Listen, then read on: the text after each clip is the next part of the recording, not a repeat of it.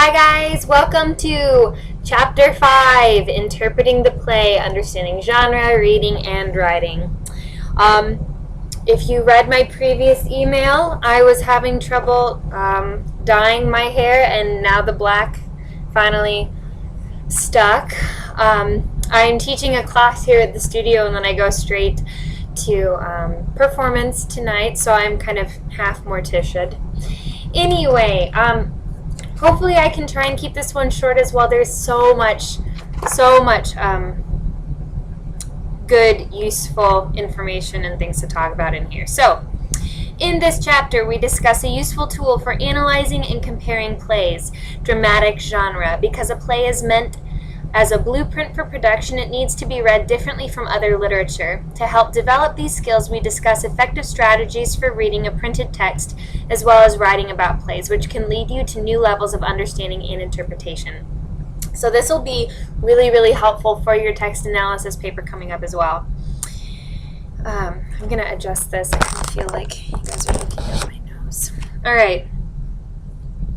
Dramatic genre. A culture that creates or sustains theatrical activity often finds a way to classify its plays. Putting plays in categories is one way of talking about which ones are similar and discovering how they work. As far back as the Greeks, plays in the Western tradition were classified according to genre. Genre relates to the kind of emotional response a play creates in the audience. One genre is not better than another. Different types of emotional reactions serve different purposes in the theater. We will discuss 4 major genres here: tragedy, comedy, tragic comedy, and melodrama, as well as some of the subgenres that have been used to identify plays at various times. Tragedy. While the terms tragedy and tragic are frequently used in everyday speech to mean sad or an event including unexpected death, in the theater these terms refer very specifically to a particular type of drama. If a play is serious and ends unhappily, it may be a tragedy.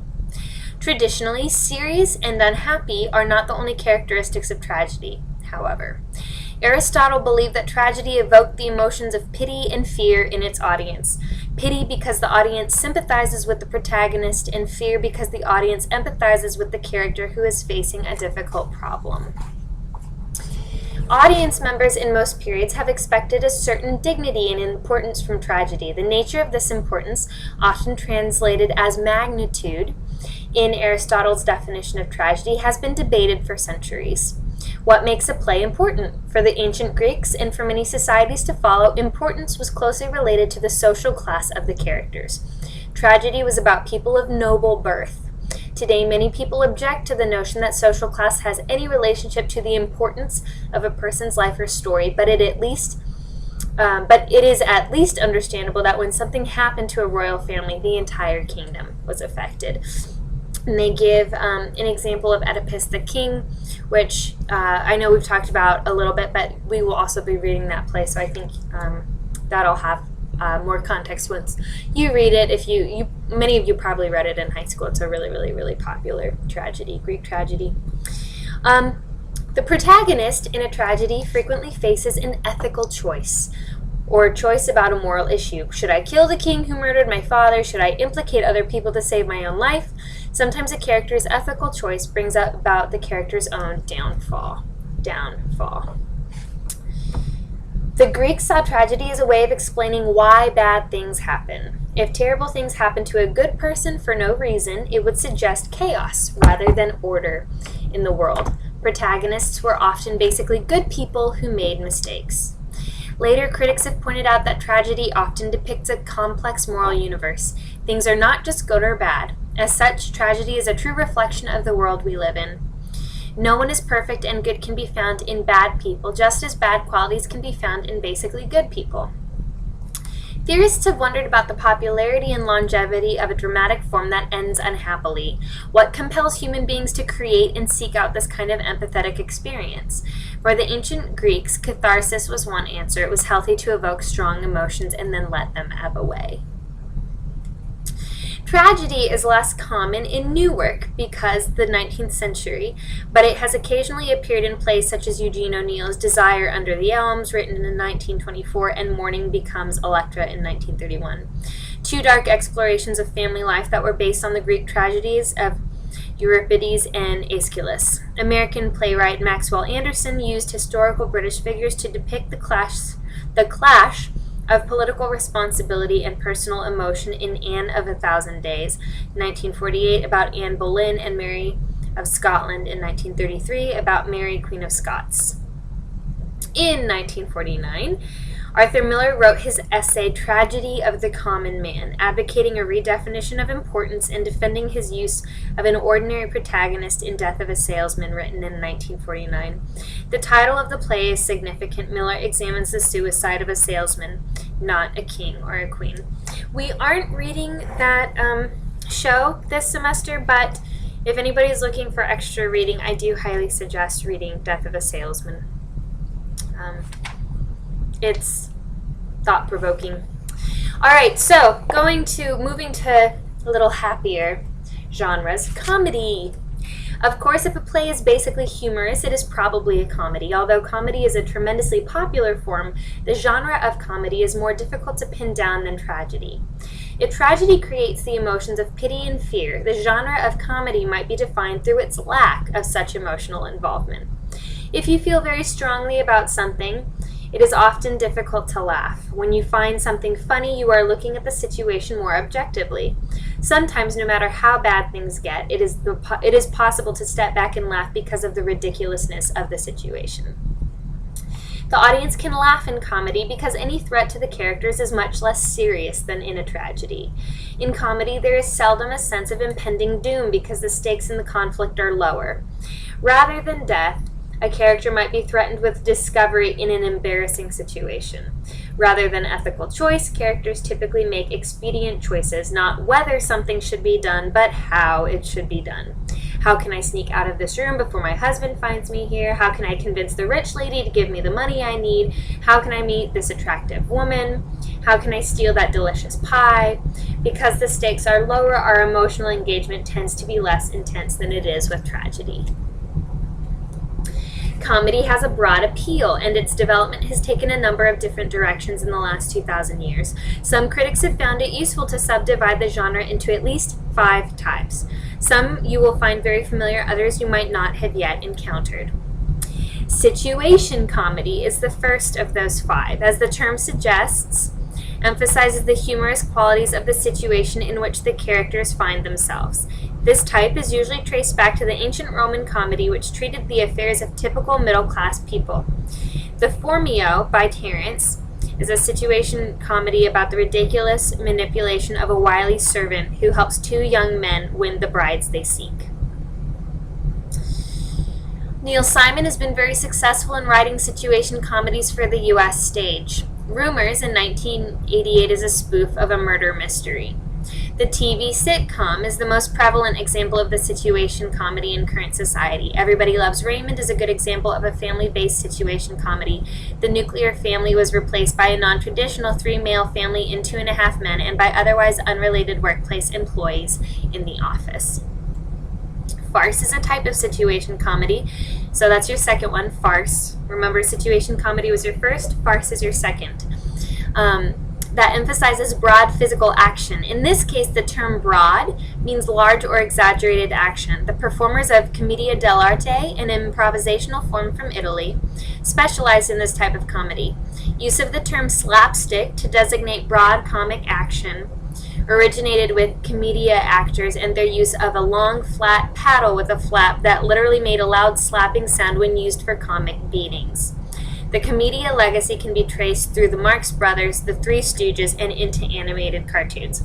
It's also the reason, when you think of some cartoons that we probably grew up with, oh my gosh, it's the wolf that's always chasing he's not a duck, but he's a bird.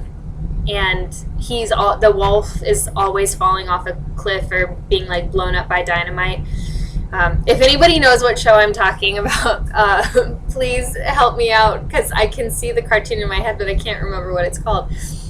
But as a little kid, I thought that was the funniest thing. Or Disney cartoons, especially where Donald Duck gets hit in the face with a snowball or something. And my parents, were just like, okay, yeah, that's funny, but I wanted to watch it over and over and over and over again. So those are examples, too, of slapstick comedy. I would say, adults probably find them funny to some extent, but little kids just love them. Farce provides the opportunity for highly physical actors to display their technique. A funny thing happened on the way to the Forum. 1962, a musical farce by Stephen Sondheim, cobbled together from bits and pieces of Roman comedy, has utilized the talents of comic actors Zero Mostel, Phil Silvers, and Nathan Lane. Comedy of character, here's your third one, is driven by the eccentricities of its major figure. Molière also specialized in this subtype, often playing the major roles himself. He was a French playwright. The action of the hypochondriac revolves around a man who imagines himself ill with a variety of ailments. A musical example of a comedy of character is Hello, Dolly, based on Thornton Wilder's The Matchmaker in 1954. Dolly Levi is a colorful and persistent character who drives the action of the play. There's also a movie, it's got Barbra Streisand as Dolly.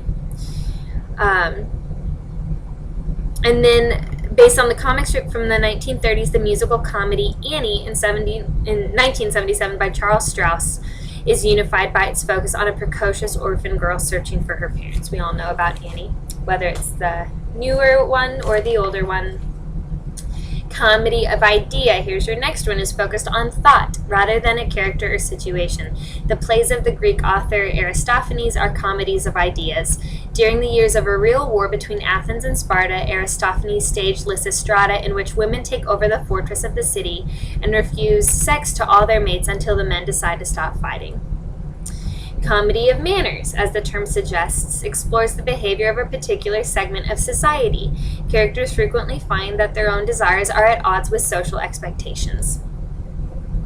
Oscar Wilde's frequently revived The Importance of Being Earnest in 1895 is a fine example of comedy of manners from the Victorian period. In it, two young ladies vow that they can only love and marry someone named Ernest. Well, that was a great idea. The play seems to make fun of the new movement of realism, including some of Wilde's own plays, such as Lady Windermere's Fan. George Bernard Shaw's Pygmalion in 1912 is a comedy of manners that was later adapted by Lerner and Loewe as the musical My Fair Lady in 1956 and explores the relationship between social class and speech. Romantic comedy follows the attempts of lovers to get together. It shares this basic structure with many situation comedies, but romantic comedies more often produce a feeling of well-being and sympathy at the end, rather than strong laughs. Shakespeare's Much Ado About Nothing is a good example, as avowed enemies Beatrice and Benedick end up confessing their love for each other as the result of a trick orchestrated by their friends.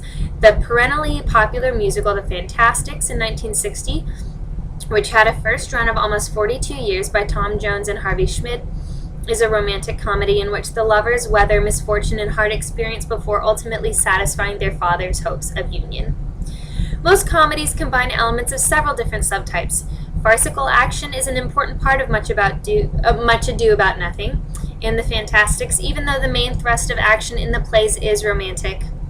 In categorizing a play, it is important to think about what drives the major action, the situation, a character's eccentricities, an idea, social behavior, romance, or perhaps a different element.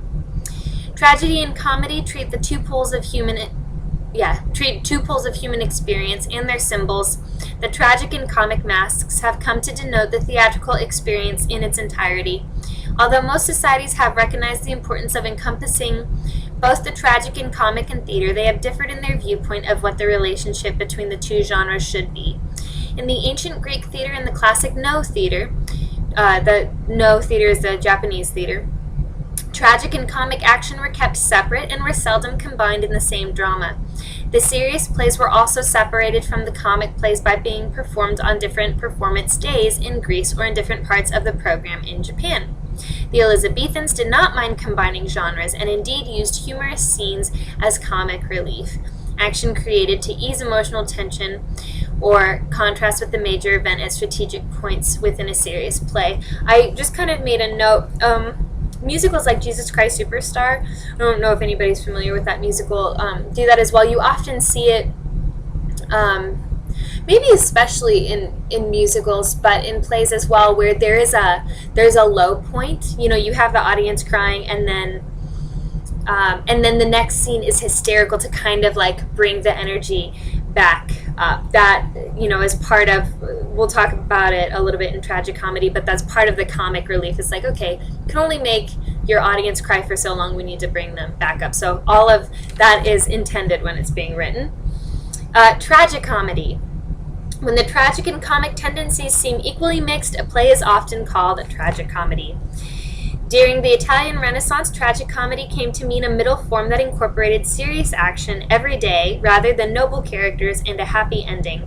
The Elizabethans created plays with serious action but happy endings, as in Shakespeare The Winter's Tale, which ends with a repentant husband discovering that the wife he thought was dead is actually alive. In the late 19th and early 20th centuries, Russian playwright Anton Chekhov perfected the drama of mixed tone. Comic and tragic points of view are presented almost simultaneously. A typical Chekhovian stage direction is laughing through tears. In Uncle Vanya, a well-meaning middle-aged man comes to realize that he has spent his entire life supporting a priggish and pretentious fraud. Tennessee Williams wrote with mixed tone but tended to emphasize the serious in plays such as A Streetcar Named Desire. Samuel Beckett explored the dark side of the human condition using traditional comic turns in Waiting for Godot in 1953. Melodrama. If the action of a play is serious but ends happily, and if the focus is more on what happens rather than how, the play can be classified as a melodrama. Although melodrama shares the combination of seriousness and happiness with tragic comedy, certain characteristics set it apart. Because of its enormous popularity, melodrama is often thought of as a separate genre. In everyday speech, we often use the term melodramatic in a belittling way to mean over-emotional. In theatrical terminology, however, melodrama refers to a specific genre of play with recognizable characteristics. Melodrama tends to rely on fast-paced action and suspense, and the audience's main concern is whether something will happen rather than how the characters will react. Will the cops arrive on time? Will the beautiful woman kill her lover? Sometimes the action may be highly emotional rather than the physical, as in the television subgenre of soap operas or soaps. Will John divorce Mary? Will Harry discover his son's true identity? Etc., etc. The climax of a melodrama is usually a scene in which spectacle plays a major role. Exploding mines, fiery steamships, heroines teetering off cliffs, and car chases have all been used to raise dramatic tension to the breaking point. Westerns have shootouts with pistols. Science fiction adventures have shootouts with lasers. In some subgenres of melodrama, the climax is less dependent on spectacle, but the emphasis is still on suspense. Murder mysteries, such as the many dramatizations of the Sherlock Holmes stories, rely on revelation of the killer, the discovery for the climax. Traditionally, the conflict in melodrama is between the forces of goodness and evil. A hero or heroine is usually pitted against a villain, and the play ends with poetic justice. Good is rewarded, evil is punished. Melodrama shares with tragedy the emotion of fear, but also stimulates hate. The clarity of moral definition in melodrama is quite different from that in tragedy. The lines are very clear. Melodrama may or may not deal with serious issues. It has been a favorite way of advocating social and political causes. The Drunkard in 1844 and 10 Nights in the Barroom depict the dangers of drunkenness and the possibility of redemption. 20th century melodramas include murder mysteries such as Agatha Christie's The Mousetrap, and thrillers such as Frederick Knott's Wait Until Dark, in which a blind woman is terrorized in her home by two men. Television and film quickly adapted melodrama. Most story-based television series that are not sitcoms are melodramas of one type or another. The spectacular action of melodrama is especially well suited to special effects films. One of the best known and finest examples of 20th century melodrama is George Lucas's Star Wars Episode IV, A New Hope, the first of the Star Wars film to be released. It pits the good rebels against the evil empire. I hope you all know and love the Star Wars trilogy. All right, departures from traditional genre. Many plays, particularly from the 20th century on, do not seem to fit neatly into a traditional genre. It is not necessary to declare unequivocally that a play belongs in one genre or another. In trying to decide, however, you will often discover some important qualities. All right, so these are some suggestions, and this is really coming at a great time, since over the next couple of weeks after your first paper is submitted, we're going to start diving into some theater history, and you're going to start reading some plays. So this especially would be a good thing to take note of, so that the play becomes alive to you. I know that you guys are taking this class because you have to have it, and I'm thrilled with everybody saying, like, oh my gosh, this is so much more fun, and it's so much better than I thought it was going to be. But even when I'm assigning you homework, I hope that you find passion and like really being curious about what you're researching. I hate busy work, so I don't give it. I really want everyone to feel like they finish this class and have a good understanding of theater, and so I want you guys to really enjoy the plays and to dive into what you are reading. And it's not just an assignment because you have to. It's an assignment because they're enjoyable and you can learn something. So when you are reading a play, you are not seeing the finished product as imagined by the playwright. It will not be complete until it is staged as a production and living actors are speaking the lines and moving through space. Reading is not the ideal way to experience a play. I beg to differ. However, if you limit your knowledge to only those scripts that you can see produced, you will never experience many beautiful, funny, and interesting and inspiring plays. If you choose to become a theatrical practitioner, you will read and interpret many plays in order to create a production. But bam, that's what we're doing. It is therefore important for everyone who has an interest in theater to develop the skill of imagining the play in 3 dimensions while reading. When you experience an actual production, the directors, designers, actors, and technicians have already done much of the work for you. When you read a play, you take on all those roles in your own imagination, but you have to remember that what you are seeing is one person's perspective of a play. It's what they gleaned from analyzing it. However, if you read the play, you may direct and do the scenery and the costumes entirely different because you see it as a different thing. I will be back. I have a piano student here. Hi guys, okay, I'm back post-show. I'm sorry, I have some shadowing. It kind of looks like I've got some mutton chops. All right, so picking up, we were at visualizing the action, all of the things when you're reading a play, okay, and this will also help for your text analysis. As you begin to read a play, try to create a mental picture of each of the characters and the space that they inhabit. Sometimes a writer will give you a very complete description, and sometimes they will provide almost nothing. David Mamet, for example, sets part of Glengarry Glen Ross, 1983, in a Chinese restaurant. There is no description. You can imagine the space as spare and monochrome or filled with color. The intensity with which you see the action of the play will have a strong effect on your emotional reaction to it. It is important to understand the action of the play is immediate, even when reading. If we think of the play as something that has already occurred, it loses much of its power. Imagine that the action is happening in real time, just as it would occur with action in a theater. Watching the drama unfolding before you, even with your own mind, is the most fruitful way to experience a dramatic text. It's kind of like reading a book. I hope nobody skips to the end and starts from there. You're reading and you're visualizing and imagining everything as it's going on right there. All right, I'm going to bring the book into the light so I can see. Okay. To get the broad sweep of action and the most immediate emotional impact, it is best to read a play for the first time in one sitting without stopping. Once you have a sense of the play as a whole, you can begin to analyze the play to increase your understanding of how it works. The most important thing to grasp as you read a play is the basic action. What is happening? It is usually not difficult to answer this question for a fairly simple play with 5 or fewer characters. It is more of a challenge in a play with several lines of action. and many characters. Making a diagram in which character relationships are represented spatially can help you to keep things straight. Most of the text of a play is dialogue. The playwright's primary means of communication is through the words of the character.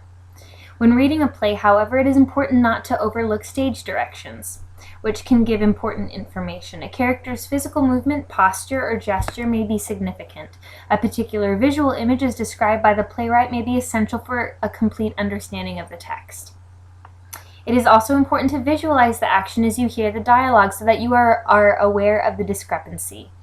Research into human communication indicates that when verbal signs, words, and nonverbal signs such as posture, gestures, facial expression, tone of voice seem to contradict each other, people tend to believe the nonverbal. In the theater as well, an audience tends to interpret visual cues as truth. A reliance only on dialogue as you read may lead to confusion about the play's action. It is also important to be aware of action suggested in the dialogue.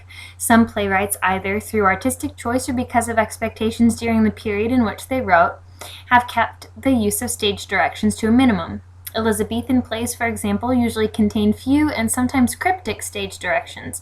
In such cases, it is important for the reader to look for implied stage directions. Action suggested by the dialogue. The kiss of the lovers' palms in Romeo and Juliet is suggested not in a stage direction but in a verbal exchange. Understanding cultural and historical differences. Because a play is always the product of a particular time and place, certain assumptions were made when the play was written. Assumptions about how the play would be produced, who would or would not be reading or seeing the play, how certain characteristics and ideas would be viewed by the potential audience. Shakespeare's plays change location often and rapidly because he took for granted the use of a flexible, bare stage with minimal set pieces that could easily be changed. His plays were not meant for publication. The only people reading them would be the members of his company who were actively involved in the staging and with whom Shakespeare had had continuous contact. There was no need for many stage directions. The action would evolve during rehearsal. The term convention refers to an agreement between the production personnel and the audience. A widely used convention in the 21st century is the dimming of the house lights, which tells the audience that the performance is about to begin. In 17th century France, the house and stage remained fully lit by candles throughout the performance. The audience was called to attention by a theater employee pounding on the floor with a large staff 3 times. Conventions are often so much part of our experience that we don't even think about them. What does it mean to you when on television you see a close-up of an actor's face and his lips are not moving, but you hear him speaking? You probably assume that you are hearing the character's thoughts. You learned this convention at some point in your viewing experience. It seems second nature now. When reading a play, you may be confused at moments because you are unfamiliar with the convention. If you are reading for emotional response and to get a basic sweep of the action, you might want to mark such passages to investigate later. Conventions are sometimes explained in editorial notes. You can ask someone familiar with the period or culture, or you can do some research about theater of that time period. Playwrights are often unaware of many cultural assumptions they make while writing a play, since these are so deeply embedded in the particular culture. The Greeks did not explain the significance of their gods. The Elizabethans did not explain the symbolism in their herbs and flowers. The neoclassicists did not explain contemporary medical procedure. The Japanese did not explain the use of fans. Yet all these made their ways into plays that we still read and perform today. Sometimes the audience perception of the play's basic action changes through time. Henrik Ibsen's plays were highly controversial in the late 19th century. He could assume that his audience would be shocked by the idea of divorce. Nora's decision to leave her dollhouse was radical, frightening, and to some immoral. Whether you are reading for enjoyment or as preparation for staging a production, a lack of familiarity with a playwright's culture can sometimes cause confusion or even lead to misinterpretation. It often takes extra time to come to a clear understanding of a play from the past or from a different contemporary culture. The most important tool in interpreting plays from the past or plays from a different culture is an open mind. A realization that physical environment, customs, and values change over time and from place to place. In seeking a full understanding of any play, we need to consider its place and time of origin. Research. Often the easiest way to acquire such background is through introductions and notes provided by editors that share the knowledge of experts in language, literature, and history, often reinforced by significant research. If you embark on your own search, you might look for information on the playwright, the society, and specifically the theater of the time and place. An appreciation for the background of a play and the theatrical conventions that were current at the time of its composition will make reading more pleasurable and allow a more informed interpretation. Our reaction will never be exactly like that of the first audience who saw the play, and we might choose not to stick strictly to the conventions of the past, even in our imaginations. To be freed as much as possible from our own, often unconscious assumptions, however, gives us a greater freedom of choice and therefore a wider imaginative scope. Writing about a play. Ba-bam! Okay. As part of your study of theater, you might be asked to write a critical paper that analyzes a play in order to come to a deeper understanding. A work of criticism, as we are using the term, does not necessarily judge the quality of the play, although it may, and it is not merely a summary of the action. Those two things are very, very important. In a critical paper, you are sharing your ideas about how the play works with your reader. If you find it difficult to begin this kind of project, try the following procedure. After you have finished an initial reading of the play, take notes. I would even say take notes throughout. What does this mean? ? I think, this character means this, whatever. Record quickly, not worrying about how it sounds, how the reading made you feel, what it made you think about, what particularly struck you in the play. That is a live theater critique. That's not a text analysis. When you have cleared your mind onto paper, take a break if possible, and when you come back, look over your notes for correspondences. Which things seem to belong together? What ideas or images seem related or keep reoccurring? You might want to rewrite and organize your notes. Okay, and I do in the text analysis examples, I do want to see your chart. It can be kind of like an Excel spreadsheet if you want, or a table. But I do want to see, your thoughts. It can be staging direction. It can be a quote or whatever. Here's the quote, here's the staging direction, and then this is this is your question. It made you, wonder if this was the scenario, yada, yada, yada. So once you have organized your notes, with these ideas in mind, read the play again and look for words and visual images suggested by either dialogue or stage directions that help to create your feelings or thoughts about the play. How did the playwright create these impressions? What specifically made you react in the way you did? You will need to narrow your discussion of the play depending on the scope of paper you plan to write. A thorough analysis of all aspects of a play as a director would do in preparation for productions, that was my thesis, would create quite a long document. If you are writing critical essays for a class, it is more likely that you will focus your discussion on one aspect of the play that interests you. Sorry. Okay, back to narrowing down. It can be taking structure, environment, language, or style. You don't have to write about all four of these. You can focus on one or two, but they do need to be very, very, very focused and specific and direct research on those things and why. You might examine the play on the basis of structure, character, thought, language, or spectacle, or a specific part of one element, such as the use of animal imagery in Shakespeare's Othello. You might focus on how one aspect of the play is developed through specific and several different elements. Okay, so discussion posts from last week look awesome, especially when we were talking about all of these, the structure, the environment, the language, and the style, and how you dissect those and focus on them. And have a great week.